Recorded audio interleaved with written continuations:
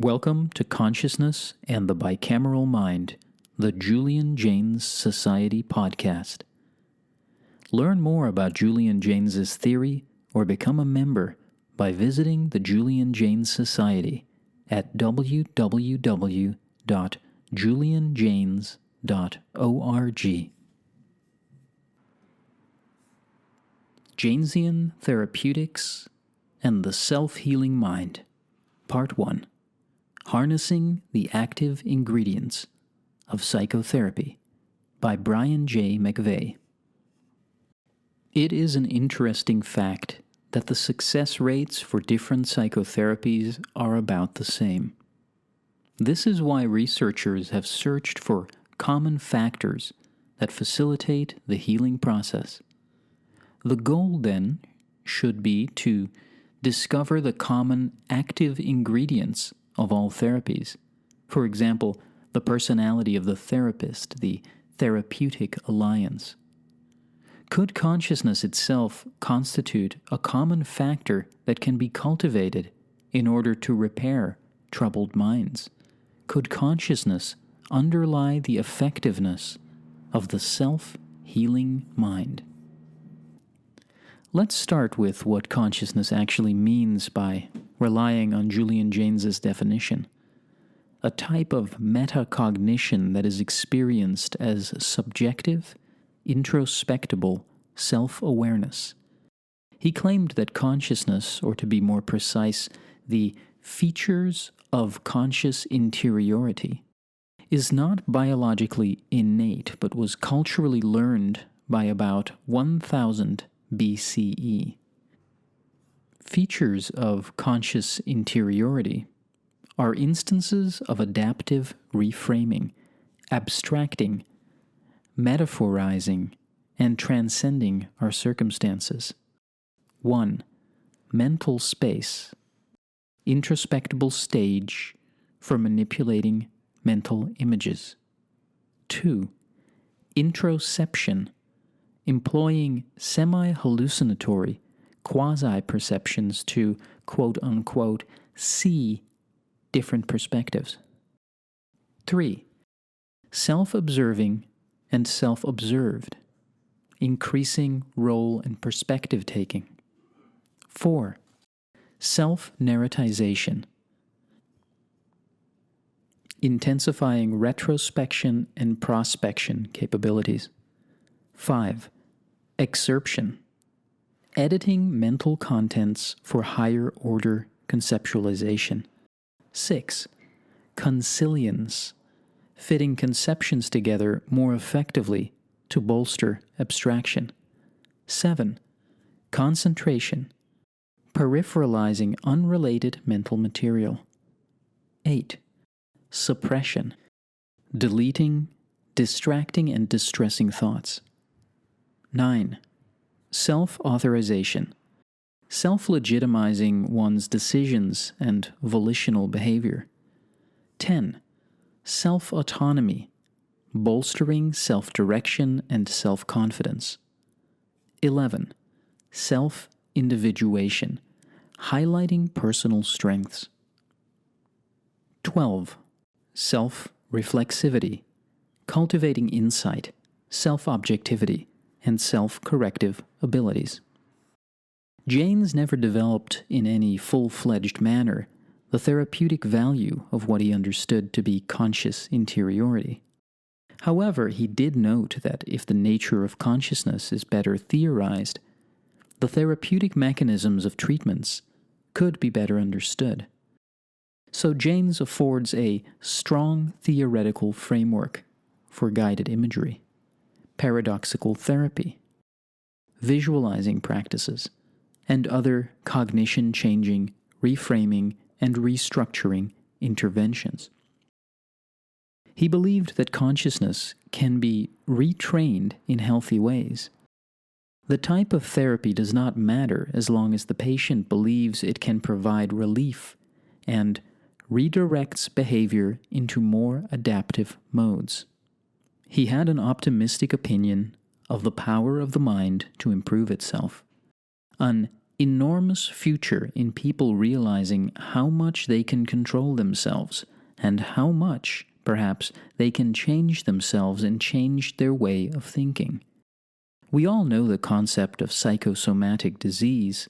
Well, let's reverse that to psychosomatic health. Learning how to become more suggestible allows control over behavior that is possible with ordinary, everyday consciousness. He hoped that consciousness can develop into perhaps better kinds of self-control until, for example, those of us who want to give up smoking can just make a decision to do so. And that's all there's to it. I think we might be able to train consciousness so that we are suggestible to ourselves to a greater degree. Let's look at two examples of features of conscious interiority that aid in healing the mind: mental images and self-narratization.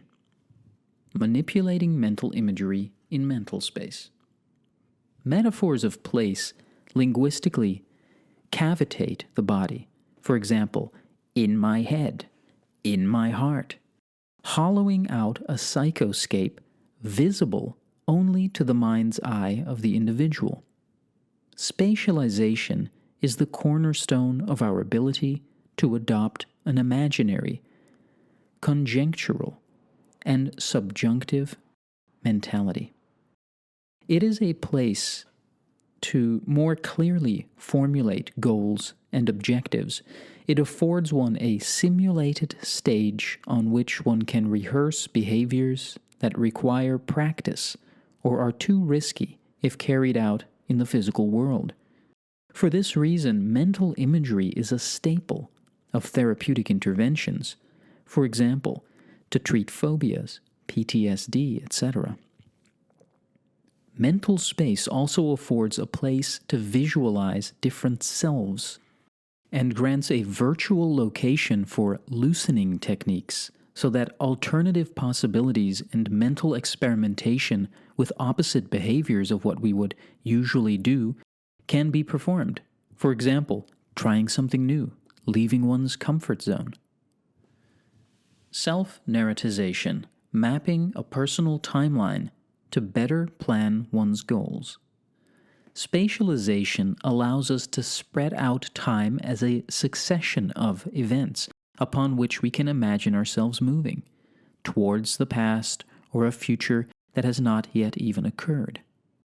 Once detached from the limitations of physical reality, edited mental sceneries provide the eye not just with a panorama of previous and current events, but with hypothetical and imaginary could-bes, maybes, should-bes, as well as future possibilities. The need to make sense of events is a fundamental human need, but we often get derailed from perceiving matters clearly, or we put up defenses to avoid dealing with painful thoughts. Insight occurs when a patient steps back and is able to see things from a new perspective, to have an understanding of why things have progressed the way they have. One patient, wistfully looking back at his life and recognizing how previous experiences shaped his outlook, told me, "The past, that's what built me. Now I want to take the house down and rebuild it." Based on the notion that storytelling determines the meaning we attribute to our experiences, and that individuals are experts on their own lives, narrative therapy views people as constructing their own worldviews and advocates the idea that we can rewrite our stories. Such stories do not merely mirror life but shape it. By showing people that the meanings they attach to their life stories play an active role in self-conception allows them to re-author their personal narratives. The goal of narrative therapy is to help individuals recognize what forces have influenced their narratives. For example, familial dynamics, self-expectations. Specifically, such stories may include feelings of regret guilt, shame, or self-blame. How we regard our personal timeline shapes our motivation and self-autonomy. We cannot travel back in time to undo things. However, self-narratization makes us capable of visualizing and hypothesizing the place we have not traveled to yet, allowing us to envision new paths and plans. Processing our narrated selves is a skill. The past can be problematic for those who have been abused. People, whether therapists, counselors, or patients, are works in progress, unfolding through time. There is a temporal aspect about being a person that is inherent to our existence. For example, we have no choice but to advance, to move forward. The hope is that when tomorrow arrives, we can help others by revealing their inner strengths and showing them how to bootstrap their way through the vagaries and vicissitudes of life. Runaway consciousness, the price of scaled-up cognition. Those psyche's recuperative properties can correct distorted cognition and grant us remarkable adaptive abilities, features of conscious interiority sometimes spiral out of control, resulting in excessive, hyper-interiorized consciousness and certain mental disorders.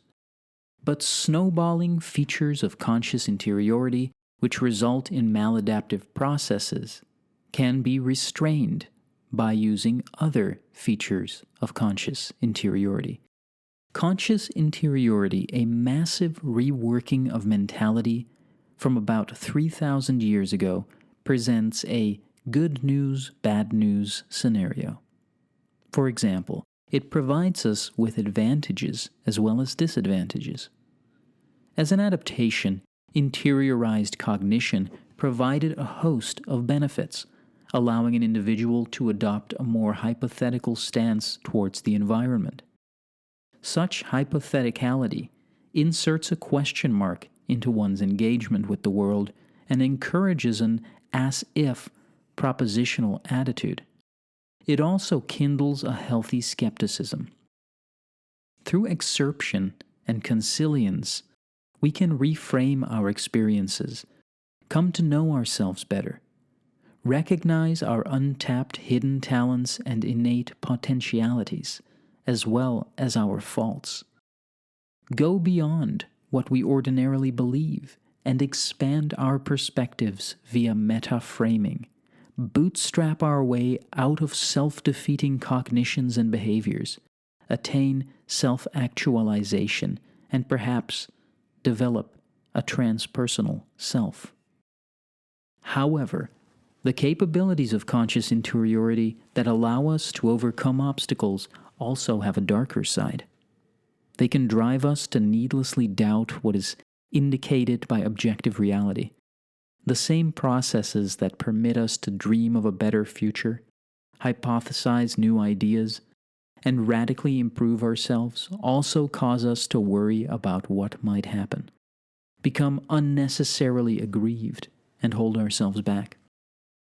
When stuck in overdrive, features of conscious interiority set in motion runaway cognition, providing the potential for mental disorders. The bad news is that we do not know ourselves as well as we think we do, so that robust self-masking tendencies lead to self-deception, self-damaging habituation, self-sabotaging, self-propagandizing, self-indoctrinating, and other self-destructive behaviors.